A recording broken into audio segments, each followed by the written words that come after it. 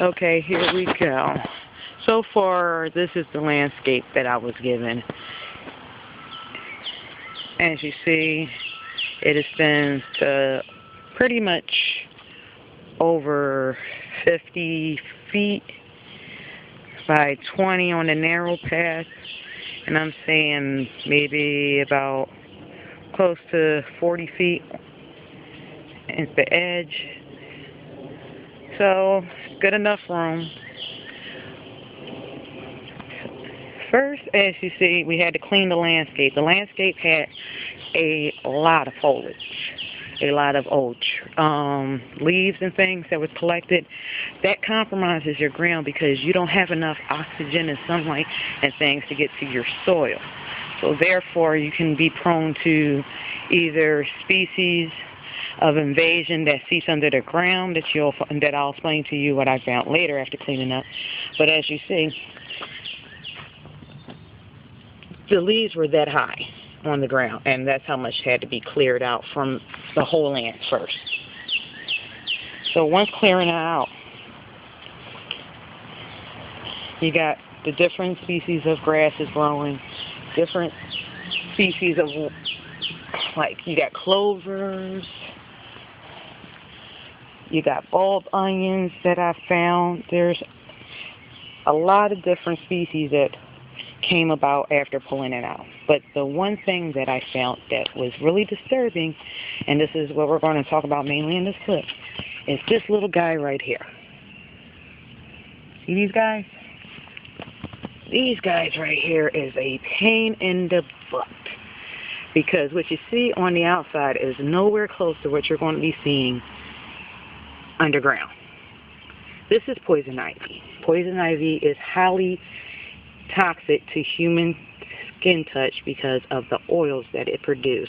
Not only that, some people are very highly sensitive to its oils, the scent that transmits from its oil, so people have respiratory issues with this guy. And you see he's all over my pretty little rose bush that's starting to bud. So this is going to be the hardest part in trying to remove the poison ivy without compromising my rose bush. Now the thing about this is this is not the only location. Poison ivy has a network that is underground, and I'm going to show you this network. This is what you have to do to get rid of poison ivy. Unfortunately, it's the only way, and it's only going to be possible to do this if everybody who shares the same soil all does this at one time. It's kind of like if you're in the ghetto, you live with roaches, and then you try to get rid of them, but your neighbor doesn't get rid of theirs. You know, it starts moving to the next. Everybody just got to bomb the whole side. Same exact thing. It's an invader. It will go through all your plants. This is what's called the main vein root. This is where you'll see the traveling rhizomes, which I will show you soon. When you find the rhizomes, you'll find the main vein root. This is good to find because as you follow this main vein root, it will travel to show you where this plant is going, and this is what you want to look for. You don't want to look for just the foliage. This is your problem right here. See this root? This is called the heart of poison ivy. This will be underground, and as you see how deep the roots can get. From there, you will see what's called these little rhizomes. I'm not really sensitive to poison ivy, so please do not do this. But the rhizomes are going to be these little pods where you see the flower will sprout up from the ground. Most people think they get the rhizomes, they got the plant.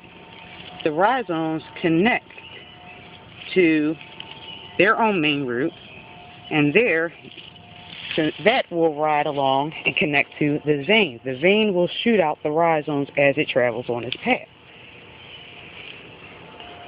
So what I'm doing now is, after digging up this, I'm sifting through the dirt, removing all foliage, All roots, even the little small little ones, need to be pulled up because they will regrow. This is a dioecious plant. It will regrow.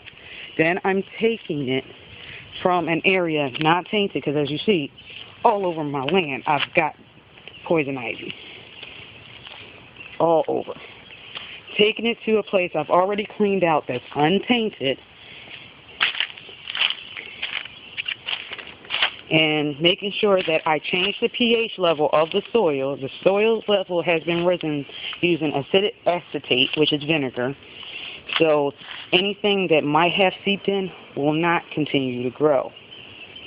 Do not add any nutrients to the soil, nothing. You're trying to kill what's inside the soil before redoing your soil. Let this sit in the sun. So any roots on top or whatever will die. They do not like oxygen. The root I just showed you was exposed to oxygen, and that's why it browned. Other than that, under any wet soil, it will thrive. Now, the only thing is, this is going to take a lot of time, as you see, guys. A lot of time. I mean, that's even though that's a couple of days worth of work seems like a lot, is a lot of time to get this land to where I need it. So what I recommend to do is to start a nursery. And I'm starting a nursery now.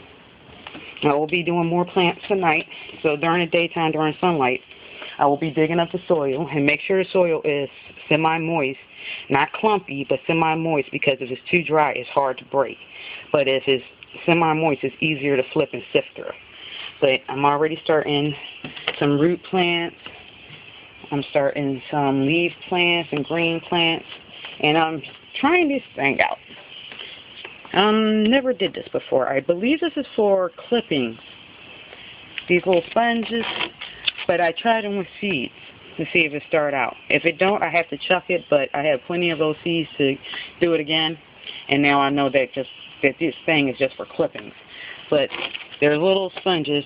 They're recommended if you clip, you put the hormone on the tip of the clipping, stick it in, and you must soak this in lemon juice to rise the acidity level to at least 5.5 before doing so, okay?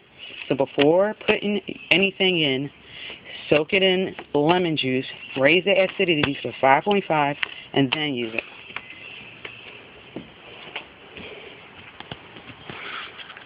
Well, guys, that's all I have for today, and thank you for watching this.